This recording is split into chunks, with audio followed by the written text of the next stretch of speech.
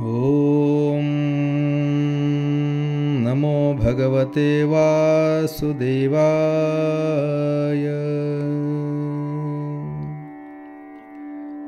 नर्मदे हर, जय बद्री विशाल, जय केदारनाथ भगवान, गंगा मैया की जय, यमुना मैया की जय।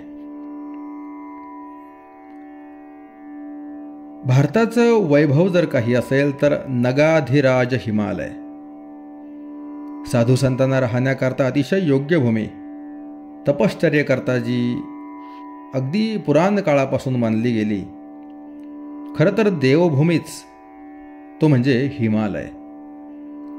हिमालयामध्ये सत्पुरुषांचं, देवदेवतांचं वास्तव्य आहे आणि अनेकांना ते अनुभवास देखील येतं. त्यामुळेच प्रत्येक साधकाची हिमालयाकडे ओढ असते. हिमालयामध्ये जावं, मन शांत होतं.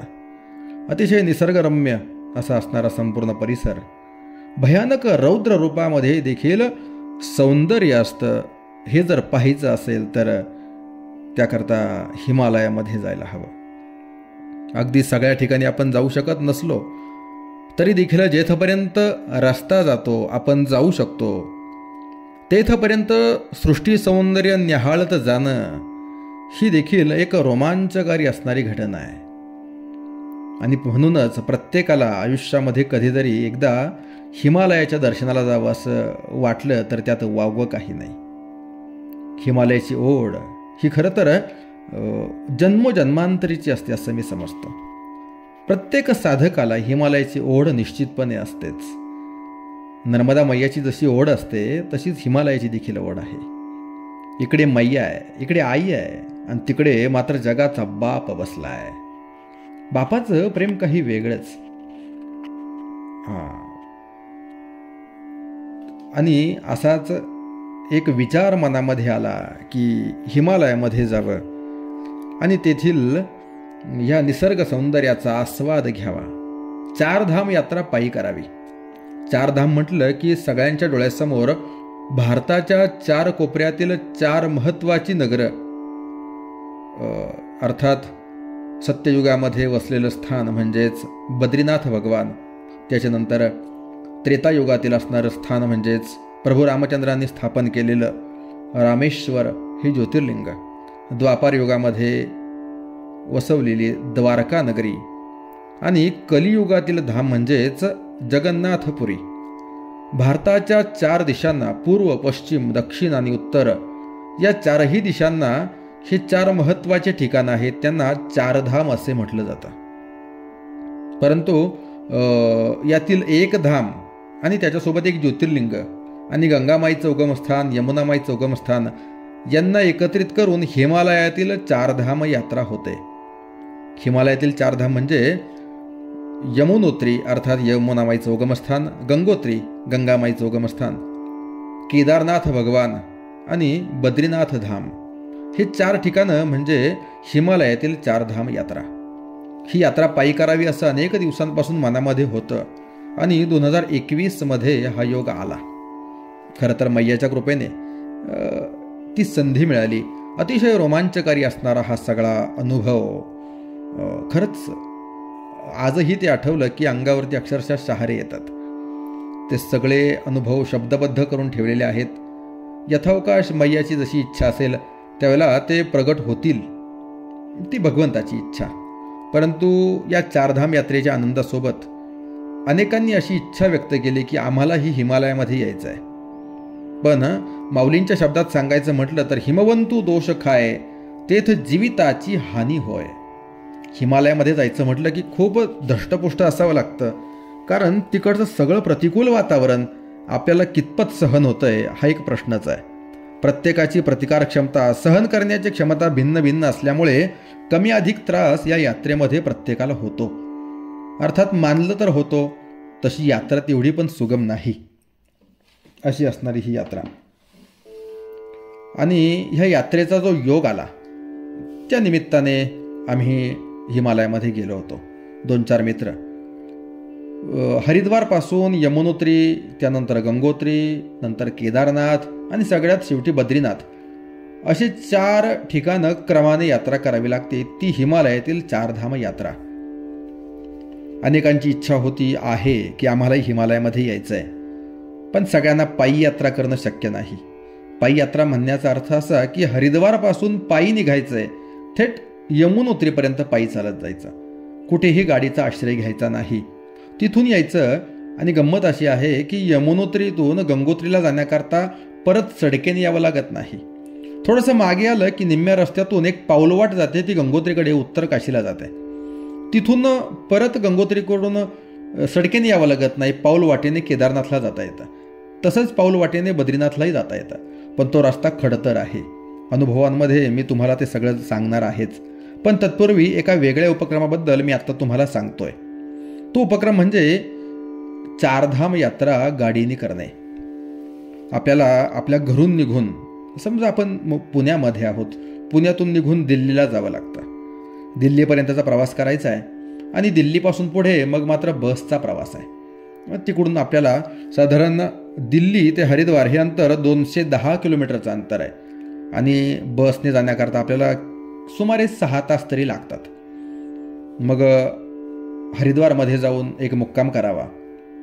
4 धाम यात्रेची नोंदणी आधी ऑनलाईन करावी लागते, त्याशिवाय तिकडे जाता येत नाही. 2013 साली झालेल्या महाप्रलयानंतर तिकडे जाणाऱ्या प्रत्येक यात्रेकरूची नोंदणी आणि वर गेल्यानंतर दर्शन झाल्याचं व्हेरिफिकेशन प्रत्येकाला करावं लागतं. ती नोंदणी आपण ऑनलाईन करू शकतो किंवा अगदीच अचानक जाणं झालं तर तिथे जाऊनही आपल्याला ही नोंदणी करता येते. तर मग हरिद्वारमध्ये आपण संध्याकाळपर्यंत पोहोचतो. सकाळी जर दिल्लीतून निघालो तर सायंकाळपर्यंत हरिद्वारला पोहोचतो.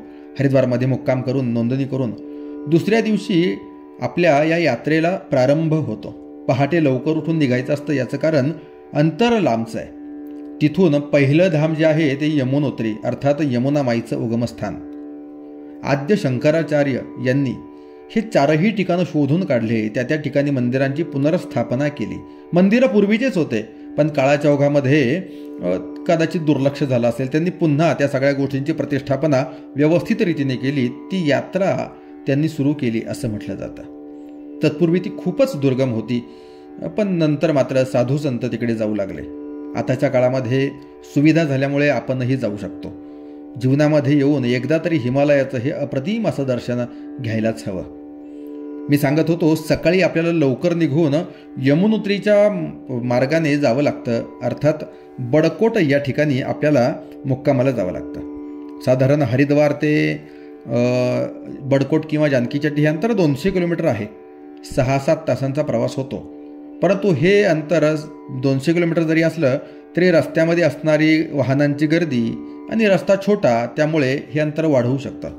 म्हणजे आपण पहिल्या दिवशी जर मुक्कामाला हरिद्वारमध्ये पोहोचलो, दुसऱ्या दिवशी उठून आपण यमुनोत्रीच्या दिशेने निघतो आणि दुसऱ्या दिवशीचा आपला मुक्काम बडकोट या ठिकाणी होतो. बडकोटपासून पुढे जानकी चट्टी फारसं अंतर राहत नाही, आपण तिथे सहजपणे जाऊ शकतो. बडकोटला मुक्कामाची व्यवस्था आहे. मोठं गाव आहे, त्यामुळे मुक्कामाची व्यवस्था होते. दुसऱ्या दिवशीचा आपला मुक्काम बडकोटला होतो. त्या दिवशी कोणतं दर्शन होत नाही, पण बडकोटला मुक्काम होतो आणि वातावरण बदलत जातं. जसं आपण बडकोटला पोहोचू तिथून पुढचं वातावरण अतिशय थंड थंड होत जातं. बडकोटला मुक्काम झाला की दुसऱ्या दिवशी परत पहाटे लवकर उठून आपण यमुनोत्रीच्या दिशेने जातो. तिथून साधारण एक 30-40 किलोमीटर जानकी चट्टी नावाचं ठिकाण आहे. जानकी चट्टीपर्यंत बस जाते. कोणतीही गाडी असेल ती जानकी चट्टीपर्यंत जाते आणि तिथून पुढे मात्र आपल्याला साधारण 7 किलोमीटर अंतर, 7 किंवा 8 एवढं किलोमीटर अंतर आपल्याला पायी जावं लागतं. वर गाड्या जात नाहीत, रोपवेची वगैरे व्यवस्था नाही. मग आपण पायी जाऊ शकतो. अंतर जरी थोडं असेल, 7-8 किलोमीटरचं जरी असेल तरी थकवा आणणारा आहे. याचं कारण प्रत्येक पावलागणिक चढण आहे. पायऱ्या आहेत, काही ठिकाणी सपाट रस्ता आहे, परंतु डोंगर चढून आपल्याला जावं लागतं. साधारण आपण सकाळी जर चढायला सुरुवात केली 7 वाजता तर आपण 11-12 वाजेपर्यंत यमुनोत्री या ठिकाणात, या धामापर्यंत पोहोचतो. त्या ठिकाणी गरम पाण्याचं कुंड आहे. त्या गरम पाण्याच्या कुंडामध्ये आपण स्नान करतो. जवळच यमुनामाईचा खळाळता प्रवाह आहे. हिंमत असेल त्याने यमुनामाईमध्ये स्नान केलं तरी चालतं, पण थंडी फार भयानक असते. त्यापेक्षा ते तप्त कुंड परवडलं. तप्तकुंडामध्ये देखील महिलांना आणि पुरुषांना स्नान करण्याकरता वेगवेगळे ठिकाणं आहेत. फार काळ मात्र या गरम पाण्यामध्ये स्नान करू नये असं म्हणतात. याचं कारण, जर जास्त वेळ त्या गरम पाण्यामध्ये थांबलं, गंधकयुक्त असणारं ते गरम पाणी, तर BP कमी होतो, लो होतो आणि चक्कर वगैरे आल्यासारखा जाणवतं, त्रास होऊ शकतो. म्हणून आंघोळ करून लगेच बाहेर पडलेलं चांगलं. म्हणजे आपण सकाळी लवकर उठून स्नान न करता जर यमुनोत्रीपर्यंत गेलो तरी तिथे स्नान करून मग आपण दर्शन करू शकतो. या ठिकाणी कपड्यामध्ये बांधून तांदूळ वगैरे त्या कुंडामध्ये सोडले जातात आणि त्याचा भात वगैरे प्रसाद म्हणून बनवला जातो. ते कुंड वेगळे आहेत. यमुनामाईचं उगमस्थान असणार हे यमुनोत्री. अर्थात इथेच यमुनामाई उगम पावते असं नाही, तो प्रवाह अजून दूर आहे. खरं तर गंगामाई यमुनामाई यांचा उगम अगदी थेट मानस सरोवरामध्ये आहे. पण प्रगट रूपाने तिथपर्यंत आपण जाऊ शकतो, त्याच्या पुढे जाणं आपल्याला शक्य नाही. म्हणून तेथेच पूजा करावी असा प्रघात आहे. यमुनामाईचं दर्शन करावं, पूजा करावी आणि परत खाली उतरावं. खाली उतरायला साधारण 2-3 तास आपल्याला लागतात. म्हणजे एकंदरीत संपूर्ण दिवस आपला ह्या यात्रेमध्ये जातो. खाली उतरल्यानंतर मग परत आपण बडकोटला येऊन त्या दिवशीचा मुक्काम आपला बडकोटला होतो. अर्थात बडकोटला 2 मुक्काम होतात. दुसऱ्या दिवशी आपण बडकोटवरून निघतो आणि तिकडून उत्तर काशीला जाण्याकरता निघतो. साधारण 100 किलोमीटर असणारं हे अंतर आहे. या अंतराला नाही म्हटलं तरी 4 तास वेळ लागतो. आपण मग उत्तर काशीला येतो आणि उत्तर काशीपासून पुढे गंगामाईचं उगमस्थान गंगोत्री जवळ पडतं. मग आपण उत्तर काशीमध्ये थांबतो. काशी आणि उत्तर काशी या उत्तर काशीमध्ये देखील भगवान विश्वेश्वराचं दर्शन आपल्याला घेता येतं. हिमालयाच्या कुशीमध्ये वसलेलं अतिशय सुंदर नयनरम्य ठिकाण म्हणजे उत्तर काशी. निवांत दर्शन होतं विश्वेश्वराचं. ते दर्शन घेऊन आपण त्या दिवशी मुक्काम उत्तर काशीमध्येच करतो आणि दुसऱ्या दिवशी लवकर उठून स्नान न करता आपण जाऊ शकतो. याचं कारण, रस्त्यामध्ये गंगनानी नावाचं एक कुंड लागतं, ज्या ठिकाणी गरम पाणी आहे. त्या ठिकाणी जाऊन आपण स्नान करू शकतो आणि तिथून पुढे मग आपल्याला जायला त्या साधारण उत्तर काशीपासून गंगोत्रीला जायचं म्हटलं तरी ते जाण्याचं अंतर किमान उत्तर काशी, गंगोत्री आणि परत उत्तर काशी हे असं जे आहे तर मग 100 किलोमीटरच्या आसपास पडतं. तर मग आपण जाताना गंगनानी या ठिकाणी स्नान करू शकतो. स्नान करून पुढे गेलो की या अंतराला मात्र वेळ लागतो. साधारण 4-5 तास तरी लागतात. याचं कारण असं, पुढे सुखी टॉप नावाचं एक ठिकाण आहे. त्या ठिकाणी एका वेळेला एकाच बाजूचे वाहनं सोडले जातात. जवळपास अर्धा तास 1 तास वाहनं एका बाजूची थांबवून धरले जातात. जाताना थोडंसं थांबावं लागतं, येताना थांबावं लागतं आणि मग जायला यायला उशीर होतो. या ठिकाणी मात्र घोडा डोली वगैरे करण्याची गरज भासत नाही. ती गरज यमुनोत्रीला भासते. मी मगाशी सांगायचं राहून गेलो. यमुनोत्रीला मात्र आपल्याला पायथ्यापासून दर्शनाला जाईपर्यंत आणि परत येण्याकरता घोडा मिळू शकतो, डोली मिळू शकते किंवा कंडी मिळू शकते. घोडा म्हणजे घोड्यावरती बसून जे खच्चर असतात ते आपण खालीच पोनी ते बुक करून वर जाऊ शकतो. जाताना येतानाचं दोन्हीचं तिकीट आपण काढू शकतो यमुनोत्रीला. आणि किंवा मग डोली 4 जणांची असते. त्या 4 जण खांद्यावरती घेऊन बरोबर मध्यभागी बसून घेऊन जातात. आणि कंडी जी असते ती सिंगल, एकच माणूस, छोटा असणारा मनुष्य जो कोणी असेल, तब्येतीने जरा बारीक असणारा, त्याला एका कंडीमध्ये बसून ते घेऊन जातात. तर मग याचे दर जे आहे ते सरकारी दराप्रमाणे रक्कम कमी जास्त होऊ शकते. हे मी यमुनोत्रीचं सांगतोय. गंगोत्रीला मात्र असं काही करावं लागत नाही. मंदिराच्या जवळ पार्किंगपर्यंत आपण थेट बसने जाऊ शकतो. तिथून मात्र खाली उतरून थोडंसं अंतर चालत जाऊन गंगामाईचं आपण दर्शन करू शकतो. आणि गंगामाईचं दर्शन करून अर्थात याच्याही पुढे गोमुख नावाचं ठिकाण आहे. साधारण 19 किलोमीटर अंतर ते जंगलामध्ये, तिकडे आपल्याला जाता येत नाही किंवा सामान्य मनुष्य जाऊ शकत नाही. ज्याला जायचंच असेल त्याला मेडिकल चेकअप वगैरे करून आणि ठराविक रक्कम ती वन खात्याची फी भरून आपल्याला जाता येतं. तिकडे वर जायला 1 दिवस, यायला 1 दिवस, तो क्लिष्ट प्रवास आहे. त्यामुळे तो आपण या यात्रेमध्ये आत्ता तरी करणार नाहीत. तर गंगोत्रीला जायचं आहे. गंगामाईच्या मंदिरामध्ये जाऊन मैयाचं दर्शन घ्यायचं. शक्य झालं तर तिथे स्नान करायचं, नाही शक्य झालं तर मैयाचं पाणी भरून आणायचं. अतिशय वेगवान प्रवाह या ठिकाणी गंगामाईचा आपल्याला पाहता येतो. आणि परत आपण बसमध्ये बसून संध्याकाळपर्यंत उत्तर काशी या ठिकाणी मुक्कामाला येतो. उत्तर काशीला आपण आलो की मुक्काम आपला होतो आणि दुसऱ्या दिवशी आपण उत्तर काशीवरून निघतो आणि थेट गुप्त काशी या ठिकाणी जातो. गुप्त काशीलाही जाता येतं. गुप्त काशीच्या पुढे सोनप्रयाग नावाचं ठिकाण आहे. साधारण गुप्तकाशी पर्यंतचं जे अंतर आहे टिहरी डॅम मार्गे ते 250 किलोमीटरच्या आसपास आहे. तर मग 250 किलोमीटर असणारं अंतर जे आहे आपण बसने तिथपर्यंत जातो. तिथून पुढे सोनप्रयागला जावं लागतं. सोनप्रयाग या ठिकाणी सीतापूर नावाचं ठिकाण आहे जिथे आपल्या सगळ्या गाड्या जातात. तिथून पुढे गौरीकुंड अंदाजे 5 किलोमीटर अंतर बाकी राहतं. आपल्या गाड्या गौरीकुंडापर्यंत जात नाहीत. याचं कारण रस्ता छोटा आहे, त्यामुळे स्थानिक गाड्याच तिकडे फक्त चालतात. मग आपण आपल्या गाड्या त्या सोनप्रयागच्या पार्किंगला लावतो आणि मग ज्याला जसं शक्य होईल त्या पद्धतीने आपण त्या छोट्या गाड्यांच्या माध्यमातून सोनप्रयाग ते गौरीकुंड हे 5 किलोमीटरचं अंतर आपण पार करतो. गर्दी भरपूर असते, इथूनच गर्दी चालू होते. काही जण फक्कड या सोनप्रयागपासूनच चालायला सुरुवात करतात. हे अंतर 5 किलोमीटर आहे, गौरीकुंडापासून पुढे तर चालायचंच आहे, पण जर गर्दी असेल तर तेवढ्या वेळात आपण जाऊन पोहोचतो. म्हणून प्रत्येकाची इच्छा, आपण गौरीकुंडापर्यंत छोट्या गाड्यांनी जातो आणि गौरीकुंडाला एकदा गेलं की तिथून पुढे आपल्या पायी प्रवासाला सुरुवात होते. 2013 पूर्वी रामबाडा वगैरे या मार्गे आपल्याला केदारनाथला जाता यायचं, ते अंतर कमी होतं. पण आता मात्र त्या मध्यंतरीच्या घटनेनंतर 2013च्या घटनेनंतर मार्ग बदलला आहे आणि पलीकडच्या बाजूने तो रस्ता बनवलेला आहे. लिंचोली वगैरे ते रस्त्यामध्ये लागणारे ठिकाण आहेत. जंगलचट्टी, लिंचोली वगैरे काही त्या ठिकाणांची नावं आहेत. मग आपण गौरीकुंडाला उतरलो की पायी चालायला सुरुवात करतो. या ठिकाणीच आपण घोडा वगैरे देखील बुक करू शकतो. ज्याला पायी चालणं शक्य नसेल, साधारण हे अंतर 17 किलोमीटर आहे असं म्हटलं जातं. अर्थात पहाडातले मापं आपण मोजू शकत नाही आणि किती चाललं तरी अंतर संपत नाही, त्यामुळे ते 17 किलोमीटरपेक्षा जास्त वाटतं. पण कागदोपत्री मात्र त्याचा उल्लेख 17 किलोमीटर एवढाच सापडतो.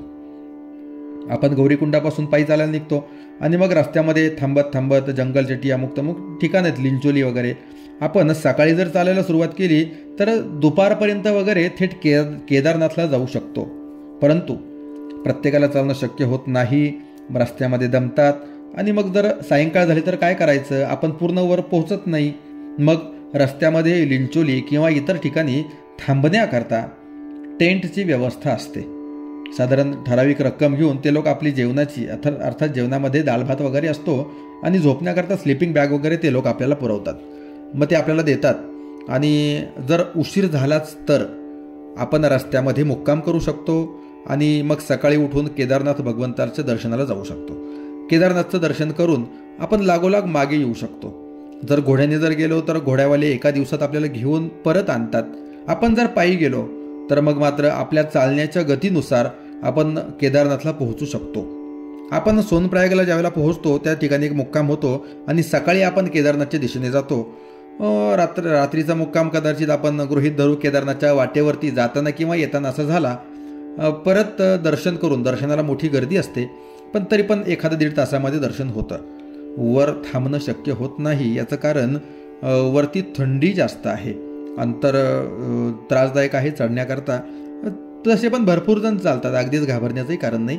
पण तरीसुद्धा वर थंडी मात्र जास्त असते. आपण मुक्कामही राहू शकत नाही. राहायचं म्हटलं तर व्यवस्था होते पण मग जास्त कॉस्टली होतं ते.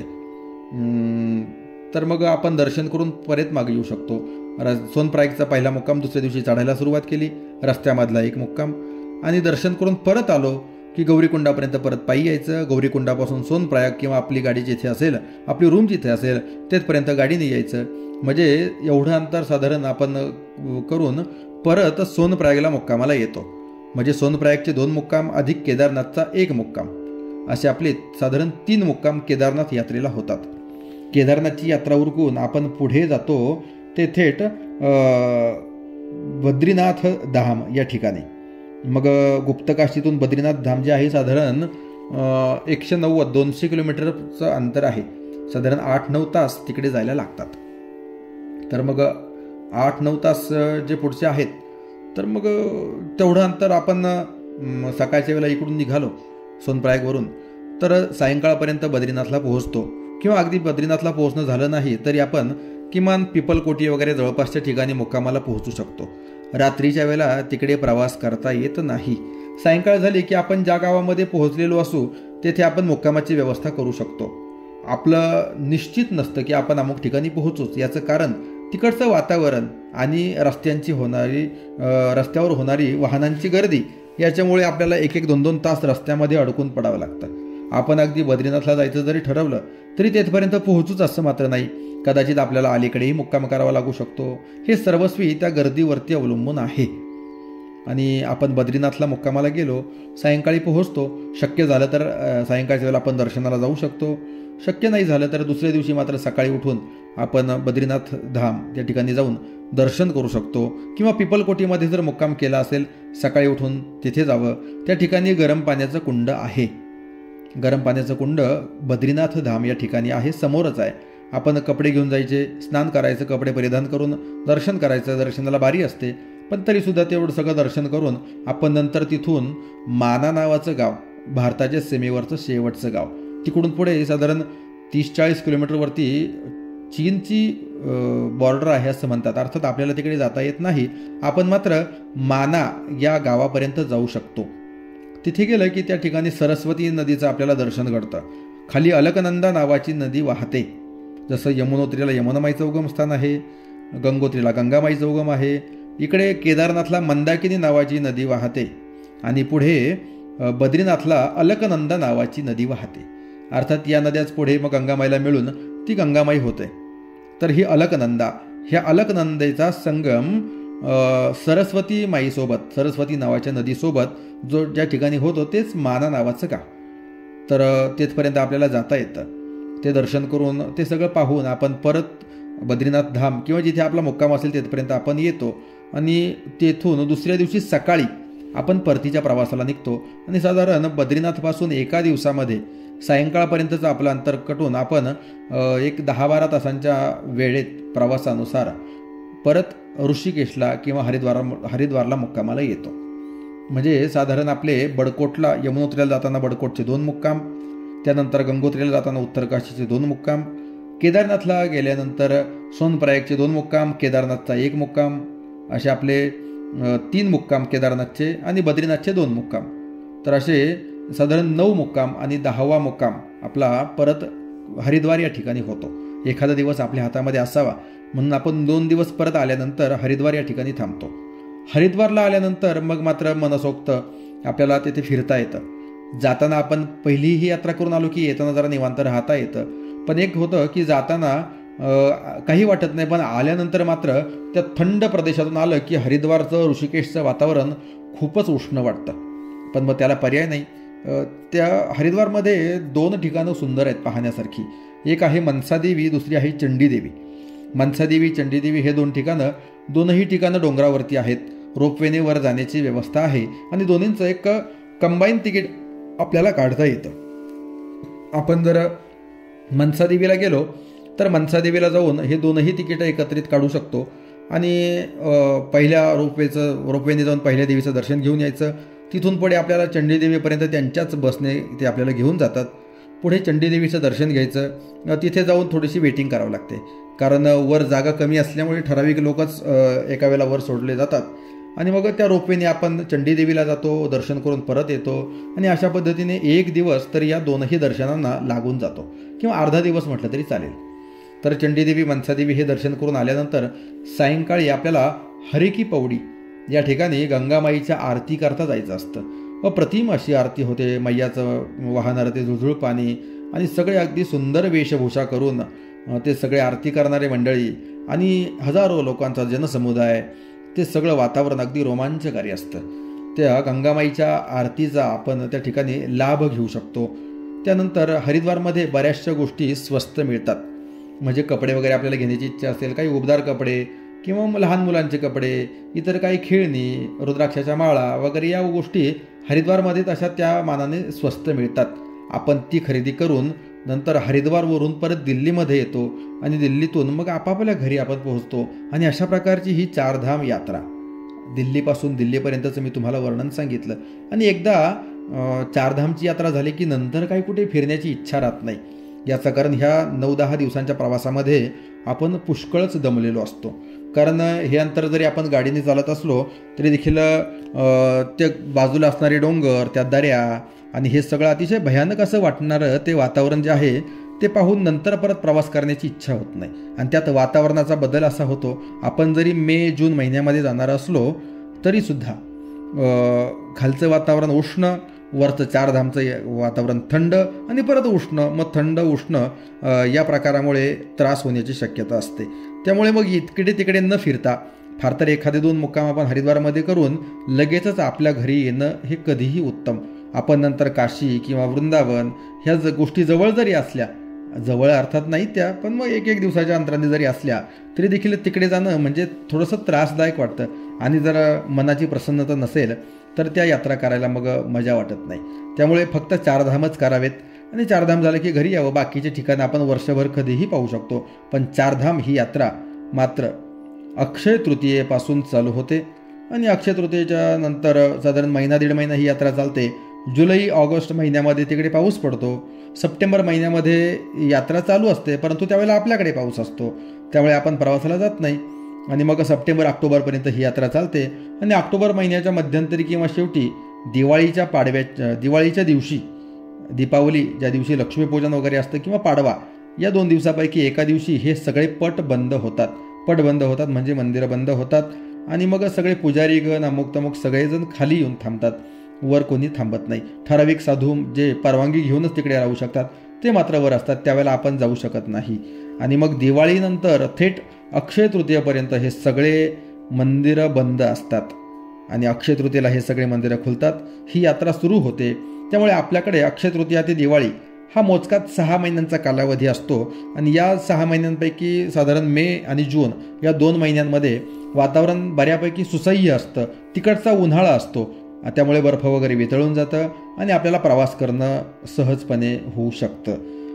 तर ही अशी एकंदरीत चारधाम यात्रा मी तुम्हाला बसने कसं जायचं हे तुम्हाला सांगण्याचा प्रयत्न केला आहे.